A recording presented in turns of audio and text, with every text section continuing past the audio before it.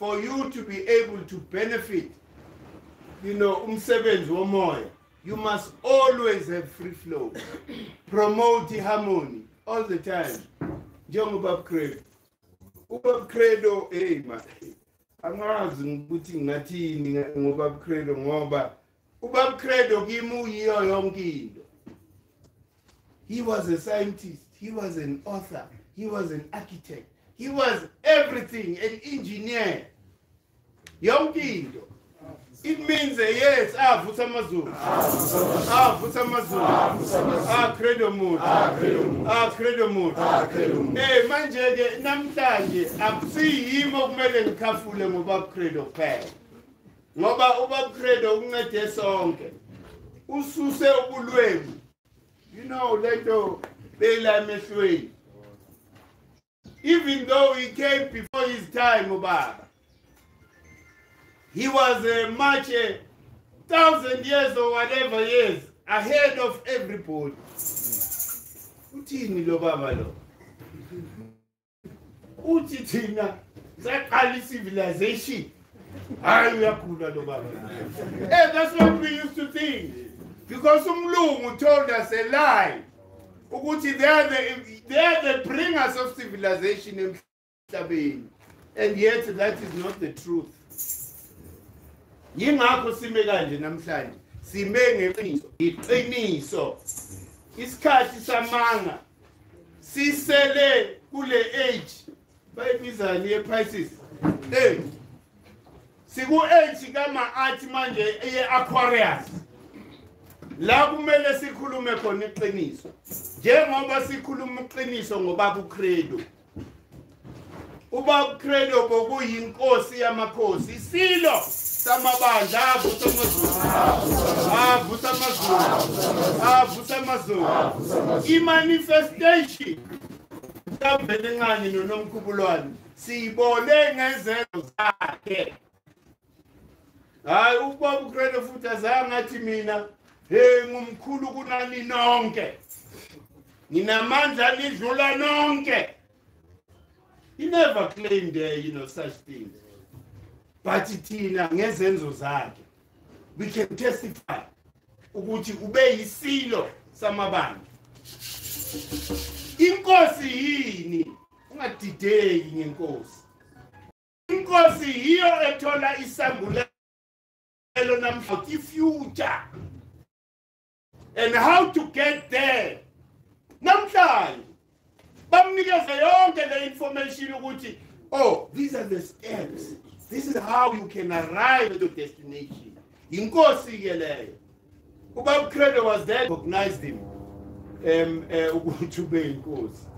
Futhi naye ube ngeke ayivume leyo title because he was the most intelligent person but very humble. Bongekho umuzwa lokho aboasta ngolwazi lwakhe. I know mina, I know better. Always humble. Whether umncane or umdala, he was always humble. And ubenga, yabona lento bengisho last week. Ubengenandaba nobuKhazi kwazi neyibilibo. You know these shining things, life left fake, that entices you to a point to which you sell your soul because you really want to be in proximity much closer to Kazi. He wasn't there, Ubaba. Ubaba ubeqala ipyramid phansi ayakhe ngotshani inqa. Do you understand? Thina siloko si confused ukuthi manje istina uyazi how much I struggle to get a builder to build just a 5x5 pyramid here. Namanje ngamkhulu umuntu ngine architect unginikezile the architectural drawings because kumele kube nendumba la ye pyramid. We can't. Why? Because abantu abakhonanga ukuthi balandele ubaba kukhona inkosana beLizon isesikoleni ibuyele eCape Town i-architect ngithi kuye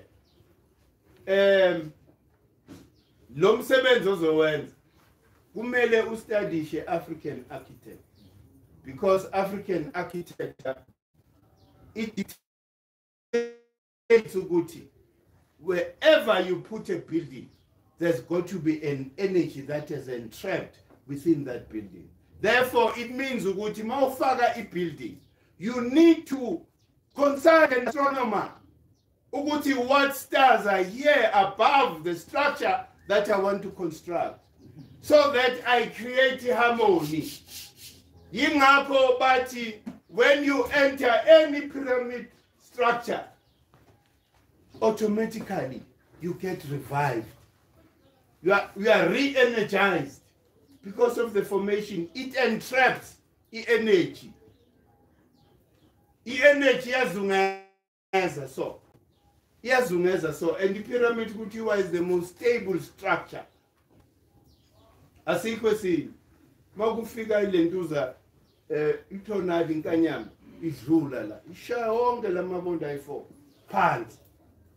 Kepha uguqa ne-pyramid zima zimile ngoba umoya mawufika uya-rotate around.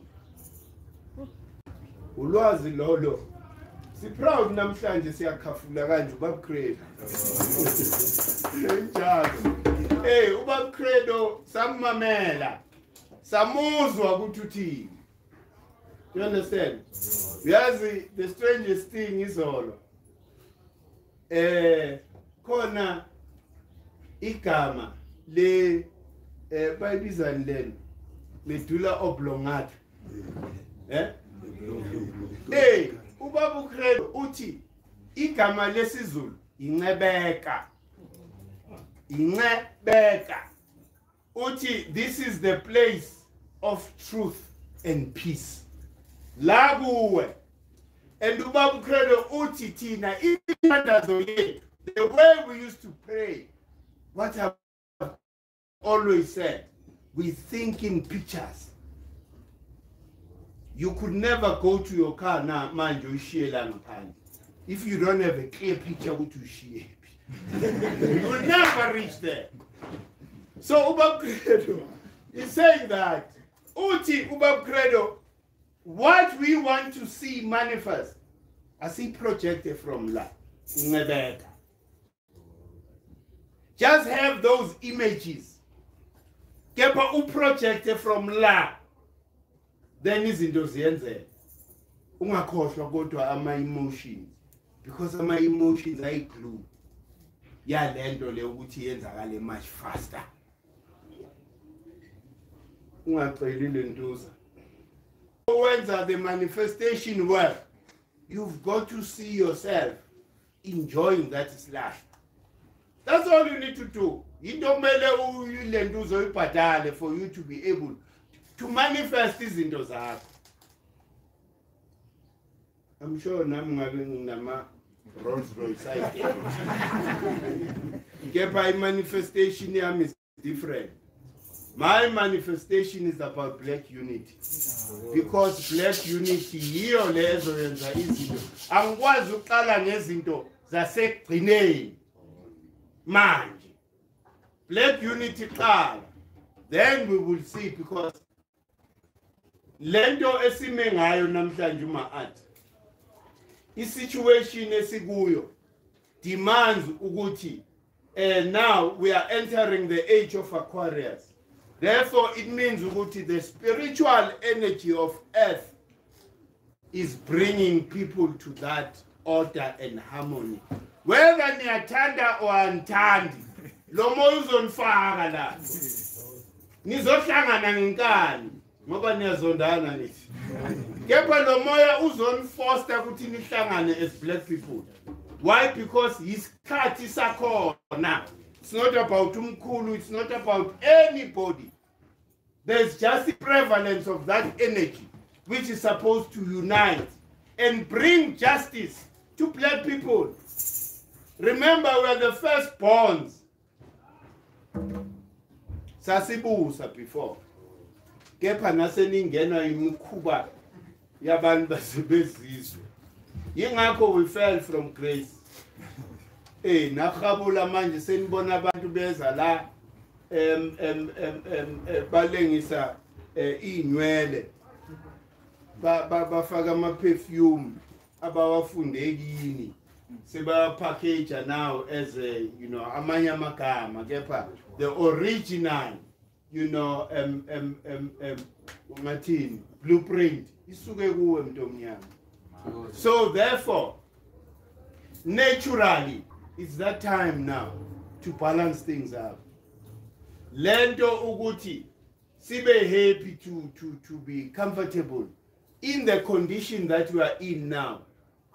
Umoya okhokho bame ngeenyawo baphethe itswebhu nenkemba meningamameli no nisenkingeni kuncane lokho enikubonayo and why manje kufa abantu abamnyama kakhulu uke wezwa ukuthi bangena kumaphapha belungu badubule nje lapha lento zonke lezinto zenzakala kithi.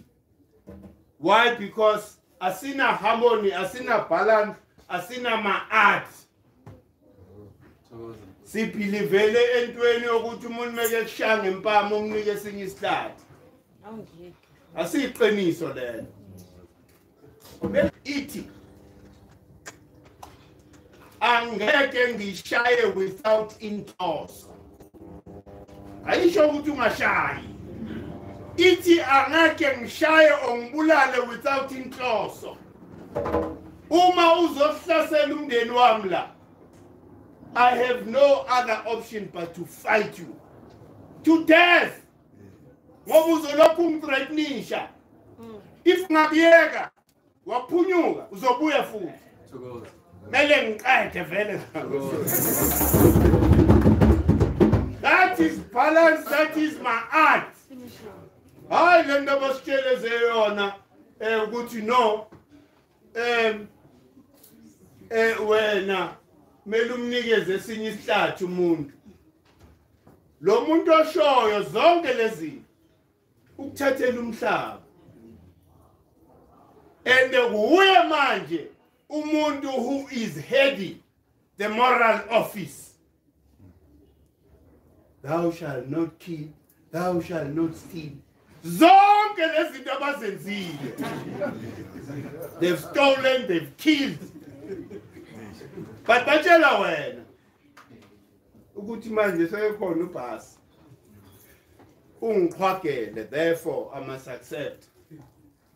And engalinge ngivukele uBAST ngimbulala. That's not my art, my.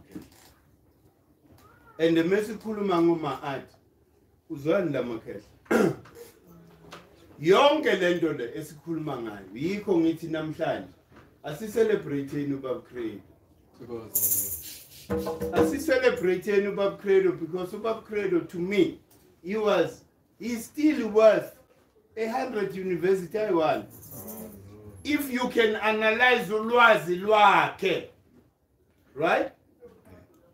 We never knew how to explain the primeval waters, the waters of Noon.